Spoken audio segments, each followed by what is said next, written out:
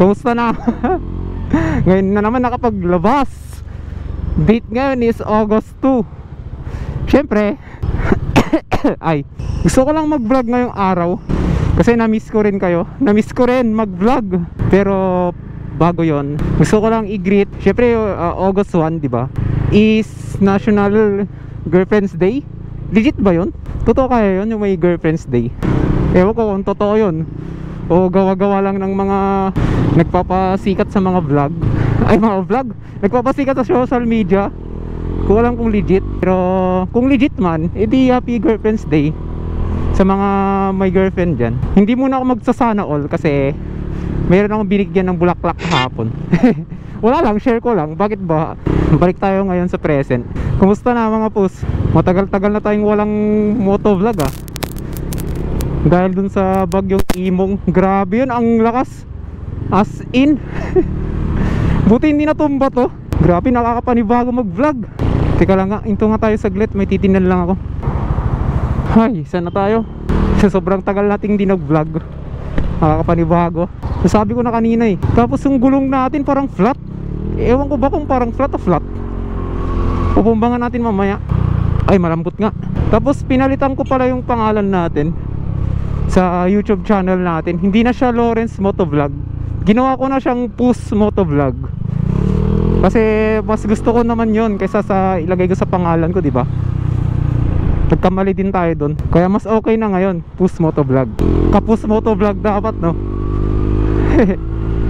Pero Pus na. So magandang pakinggan. Tapos yung ilabas ko tong motor natin, grabe, ang hirap ilabas to. Woo! Kakamiss naman yung power. Power ng hina, no? Kaya nilipat ko sa Pus Motovlog is parang mas gusto ko lang pakinggan kaysa naman yung sinasabi na Lawrence Motovlog. Parang Lawrence Motovlog, Lawrence yun, parang ganun. Parang mas gusto ko na lang na Pus para mas madaling i-memorize. Parang ganun, gets nyo ba? Mas madaling i-memorize yun kaysa naman mag-Lawrence ka pa. Yun, Pus Motovlog lang eh. Yung iba dyan, mahihilig pa sa mga word na pussy. Kaya alam ko ma-memorize yung kaagad yan. Si Marshall mahilig sa ganun. Ay shit, baha. Ay baha, basa. Shit, ang lambot ng gulong sa likod. Ba't kaya lumalambot to? Di bali matagal kasing hindi nagamit. Huwag nyo ako i-judge. Ngayon lang to. May binabasa lang kasi ako chat. Sana all honey. Ay, pagbigyan nyo na ako ngayon lang to. Pupunta lang pala tayo dito sa barkada ko kasi may bibili lang ako. Hindi ko alam kung pwedeng sabihin to sa YouTube, pero bibili ako ng ano lang tawag nun. Dapat mag-isip tayo ng ibang term. Bibili tayo ngayon ng nebulizer. Ganyan kasi dapat may nagchat-chat na ingat ka. Ganyan kasi dapat meron nagchat-chat na ingat ka. Hindi yung sasabihin mo na alis na ako, bahala ka sa buhay mo. Parang ganun.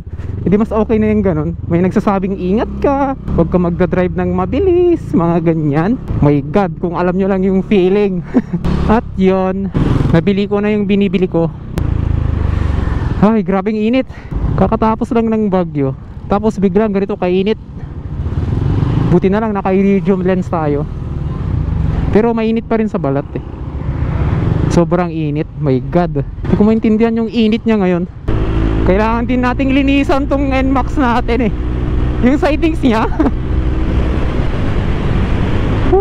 Ay, grabing init. Kakatamad mag-vlog. Hindi, joke lang. Gusto ko mag-vlog eh.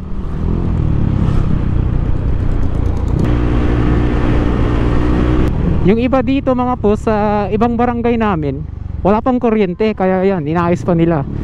Walang kuryente, walang wifi. Pero awa ng Diyos sa amin meron na. Di ba yung bagyo is Friday ng madaling araw? Tama ba yun? Oo, Friday ng 2:30 ng madaling araw. So meaning wala nang kuryente, di ba? Tapos nagka-kuryente kami ng Monday ng hapon, mga alas 6. Pero yung ibang part dito sa La Union, wala pang kuryente. Kasi talagang grabe yung napinsala. Hanggang dito nga, baha pa oh. Monday na ngayon. Whee! Kaya kailangan natin magdoble-dobleng ingat kung merong mga bagyo. Kasi di natin masabi ang kalikasan, di ba? Siguro bukas mga pus hindi tayo magra-rides kasi parang nakakatakot pa. Kasi syempre hindi mo alam kung ano ko ba ma-explain to. Di ba magra-rides kayo, tapos medyo baha-baha pa yung daan. Hindi mo kasi alam kung yung baha na yon, yung paddle ba yan o pebble, basta yung tubig na yon, hindi mo alam kung may butas. Mahirap na, di ba? Kunwari ako sanay ako magpatakbo ng mga 80 ganun, mga 90. Tapos syempre kung may baha tapos nasa highway ka, hindi ka naman pwede mag slow down eh. Alangan magsa sudden stop ka, malay mo mabulaga ka na may butas na pala yung tubig na yon, di ba? Kaya natatakot pa ako mag-rides. Saka gusto ko kung magra-rides na ako, meron akong back ride. My God. Saka dati dito mga pus, sobrang baha dyan. Dito, baha na dito, na baha din tong Petron namin dito sa San Fernando. Tapos dito, baha yan. Makikita nyo yan sa Facebook, naging trending. Tapos yan yung mga nasira dito. Mall yan Robinsons. Ako kasi mga pus, ayoko sanang mag-post sa YouTube ko ng mga ganito, pero okay lang, papakita ko lang sa inyo. Ngayon lang naman mga nasalanta. Grabe, masira, natanggal yung mga bubong. Mahirap din, dapat talaga mag-upgrade na tayo ng semento tapos bakal. Kasi yung panahon ngayon, grabe yung climate change, ramdam na natin. Sabi nga ng mga matatanda ngayon lang sila naka-encounter ng ganito kalakas na bagyo. Yung Yolanda dati hindi masyado, pero malakas na yan, di ba?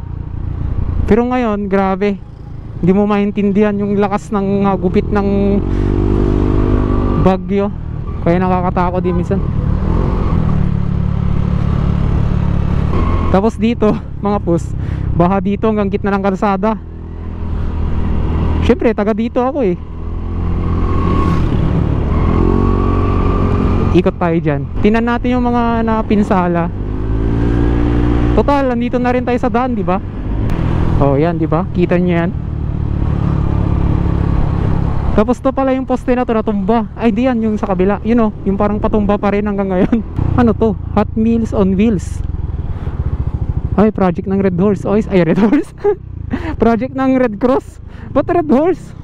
Ba't ko nasabing Red Horse? Ay, nasira din to. Pader pa yan. Lahat sila nasa sim Grabe talaga yung bagyo mga pus.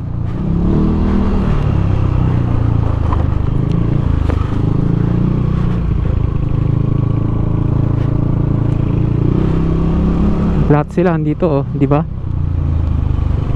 Mga puno na tumba. Dito nga tayo. Tagal na ako din nakapunta dito Check natin dito. Ay shit, ganito pala dito na tumba.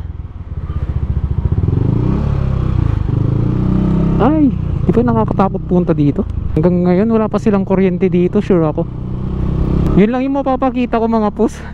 Ayoko na pumunta doon, rough road. Dito ba, kabarangay namin dito, part ng Parian.